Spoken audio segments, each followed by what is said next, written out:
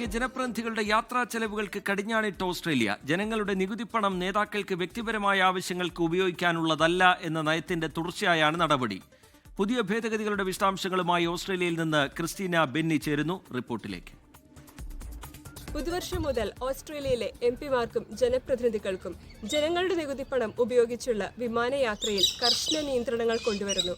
ജനങ്ങളുടെ നികുതിപ്പണം ദൂർത്തടിക്കുന്നു എന്ന വിമർശനത്തിന്റെ അടിസ്ഥാനത്തിലാണ് പ്രധാനമന്ത്രി പാർലമെന്റ് അംഗങ്ങളുടെ ചെലവുകൾ കൈകാര്യം ചെയ്യുന്ന കമ്മിറ്റിക്ക് നിർദ്ദേശങ്ങൾ സമർപ്പിച്ചത്.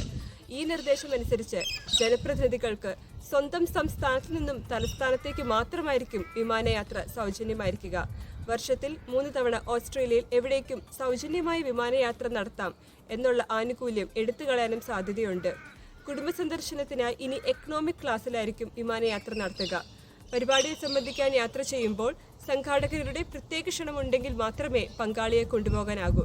ചുരുക്കി പറഞ്ഞാൽ ജനപ്രതിനിധികൾ ജനങ്ങളുടെ നികുതിപ്പണം ഉപയോഗിച്ചുള്ള വിമാനയാത്രകൾ, വിനോദസഞ്ചാരങ്ങൾ ഇവ തടയുന്നതിന് വേണ്ടിയാണ് പുതിയ നിർദ്ദേശങ്ങൾ കൊണ്ടുവന്നിരിക്കുന്നത്.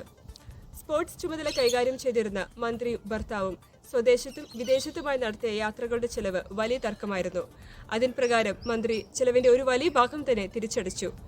ഇത് ഒരു വലിയ ചർച്ച ഏറ്റുവാങ്ങിയതിന്റെ അടിസ്ഥാനത്തിലാണ് ഈ പുതിയ നീക്കം.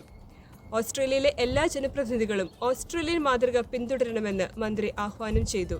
സ്വദേശത്തും വിദേശത്തുമായി കുടുംബമായി യാത്ര ചെയ്യുന്ന നമ്മുടെ ജനപ്രതിനിധികൾ ഈ മാതൃക പിന്തുടരുമെന്ന് നമുക്ക് പ്രത്യാശിക്കാം. ഈ മാതൃക പഠിക്കാനായി അവർ ഓസ്ട്രേലിയയിലേക്ക് യാത്ര ചെയ്യില്ലെന്ന് നമുക്ക് പ്രത്യാശിക്കാം. ഓസ്ട്രേലിയയിൽ നിന്നും ഷാജി ഫ്രാൻസിസിനൊപ്പം ക്രിസ്റ്റീന ബെന്നി, 24 ന്യൂസ്. ലോകത്തെവിടെയായാലും ഏത് സമയത്തും 24 വാർത്തകളും ഓഗ്മെന്റഡ് റിയാലിറ്റി പാക്കേജുകളും എക്സ്പ്ലെയിനറുകളും വിശദമായി കാണാൻ ഞങ്ങളുടെ യൂട്യൂബ് ചാനൽ നിങ്ങൾക്ക് സബ്സ്ക്രൈബ് ചെയ്യാം.